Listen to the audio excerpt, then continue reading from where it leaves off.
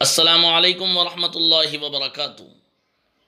قرآن مجید کی ایک آیت سے اپنی بات کو شروع کروں گا۔ انا نحن نزلنا الذکر وانا لہ لحافظون۔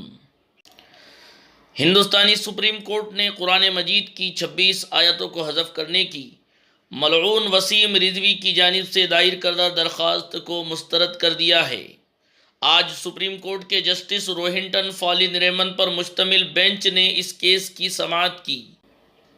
سپریم کورٹ کی بینچ نے نہ صرف ملعون وسیم رضوی کی درخواست کو سماعت کے لیے قبول کیا، بلکہ اس درخواست کو مسترد کرتے ہوئے ملعون وسیم رضوی کے خلاف 50,000 روپے جرمانہ عائد کیا۔